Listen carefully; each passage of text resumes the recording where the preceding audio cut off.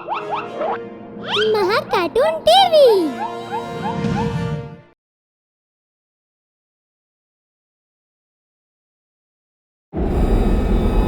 ठंडा जिस्म पार्ट 2।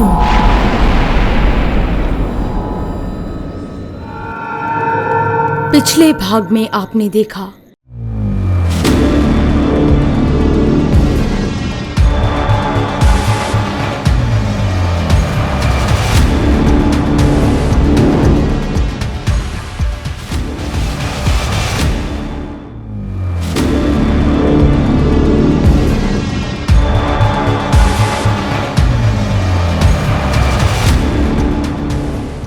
अब आगे।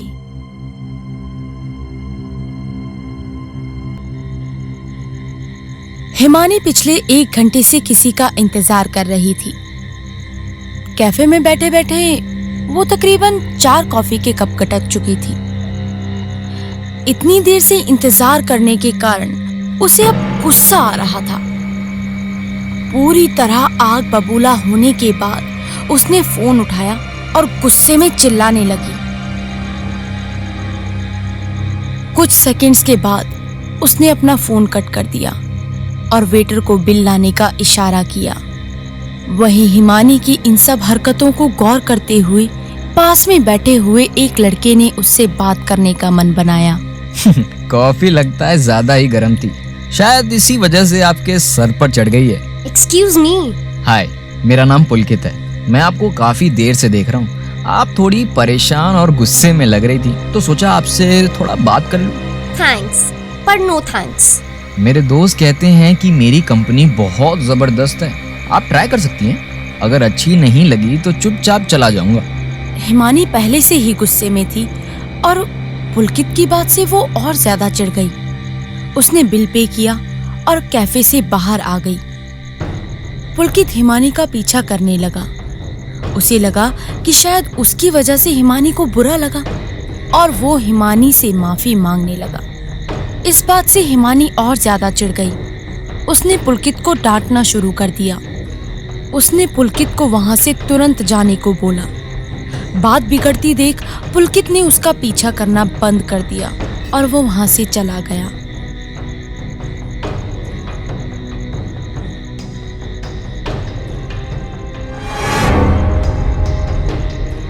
रात काफी गहरी हो चुकी थी। हिमानी को अपने घर जाने के लिए कोई साधन नहीं मिल रहा था, तो उसने पैदल चलना ही शुरू कर दिया। रास्ता काफी डरावना था। हिमानी को बस कैसे भी करके अपने घर पहुंचना था। उसने अपना फोन निकाला और किसी को फोन मिलाने लगी, पर उसकी कॉल किसी ने पिक नहीं की। हिमानी को घबराहट के मारे पसीने आने लगे। वो तेजी से चलने लगी। वहीं अंधेरा होने की वजह से उसे रास्ते में पड़ा पत्थर दिखाई नहीं दिया और वो टकराकर जमीन से गिर गई। हिमानी को बहुत चोट आई। उसके सर से खून निकलने लगा। तभी किसी ने उसके सामने आकर अपना हाथ बढ़ाया। हिमानी बहुत डर गई। उसने जैसे ही उस आदमी की तरफ देखा, अशोक तुम? हिमानी का पति उसे ढूंढते ढूंढते वहां पहुंच गया था। अशोक, मैं तुम्हें कब से फोन लगा रही थी। शादी की सालगिरह पर भी तुम्हें मेरे लिए टाइम नहीं मिला। हिमानी की बात सुनकर अशोक हंसने लगा और उसने हिमानी को सरप्राइज देने की बात कही, जिसे सुनकर हिमानी बहुत खुश हो गई। तभी अशोक का फोन बजा। उसने फोन पर बात की और हिमानी से कहा कि उसे एक बहुत ही इम्पोर्टेंट काम आ गया है, तो उसे फौरन वहां से जाना ही होगा। अशोक हिमानी को उस सुनसान सड़क पर अकेले छोड़कर निकल गया। ये सब देखकर हिमानी को बहुत ही ज्यादा बुरा लगा और वो कैफे की ओर निकल गई। वहां पहुंचकर उसे पुलकित मिला, जिसे देखकर उसका गुस्सा ठंडा हुआ और उसने अपने कड़वे स्वभाव के लिए उससे माफी मांगी। पुलकित काफी खुशमिजाज लड़का था। उसने हिमानी को तुरंत माफ कर दिया। दोनों में काफी देर बात चली। थोड़ी देर बात करने के बाद उसने हिमानी को उसके घर चलने के लिए कहा। ये सुनकर हिमानी को लगा अगर वो किसी अनजान लड़के के साथ जाएगी तो अशोक को जलन महसूस होगी। यही सोचकर वो मान गई।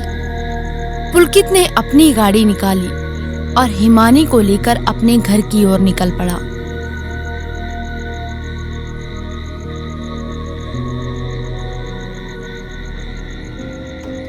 वाओ, ये तुम्हारा घर है?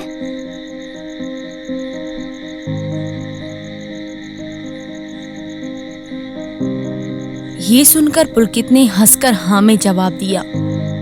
अपने सामने इतना आलीशान बंगला देखकर हिमानी को काफी हैरानी हुई। दोनों बंगले के अंदर पहुंचे, जिसके बाद पुलकित उसे सीधा अपने कमरे में ले गया। दोनों एक दूसरे के काफी नजदीक आ गए।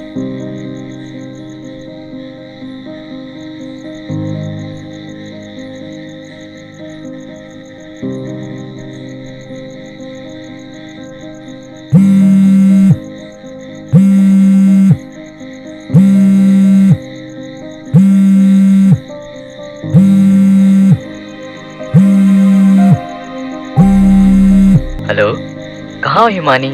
मैं घर पे तुम्हारा कब से इंतजार कर रहा हूँ। बस थोड़ी देर में आती हूँ। पति का फोन आने के बाद हिमानी को होश आता है कि वो कितना गलत काम करने जा रही थी। उसने घबराकर अशोक को फिर दोबारा आने के लिए कहा और फौरन वहां से निकल गई। हिमानी जैसे ही बंगले से बाहर निकली, उसने देखा कि एक आदमी हुडी से अपना सर ढके वहां खड़ा है।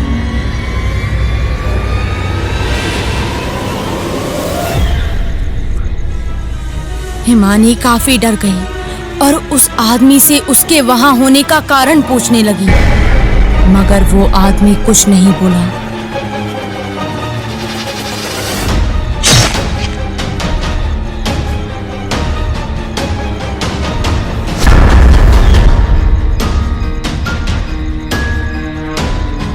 हिमानी को मारने के बाद वो शख्स सीधा पुलकित के कमरे में जा पहुंचा।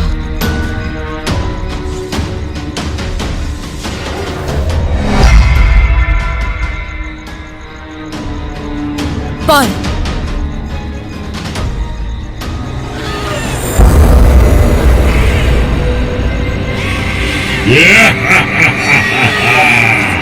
यही तो मैं चाहता था।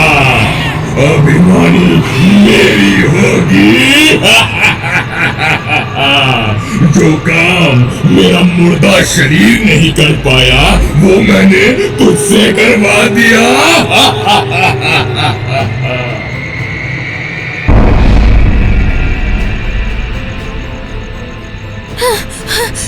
पर ये सब तुम मुझे क्यों बता रहे हो? क्योंकि ये तुम्हारी ही कहानी है। मेरी कहानी? 25 सालों से मैं तुम्हारा इंतजार कर रहा हूँ। ये सुनकर भी तुम्हें बात समझ नहीं आई?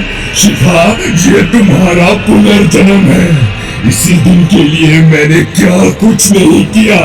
तुम्हें देखते ही मैंने अपनी जिंदगी ही दांव पे लगा दी। अपना सौदा मैंने शैतान से किया ताकि मैं इतना ताकतवर बन जाऊं कि कोई हम दोनों के बीच में ना आ सके। ऐसा तुमने क्या किया?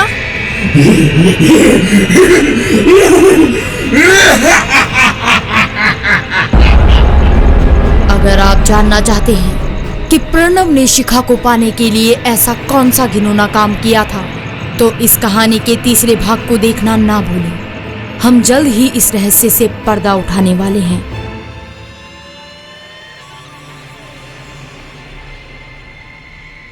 अगर आपको हमारे वीडियोस पसंद आ रहे हों तो इन्हें लाइक करें, चैनल सब्सक्राइब करें और हमारे कार्टून शो सबसे पहले देखने के लिए बेल आइकन दबाना ना भूलें।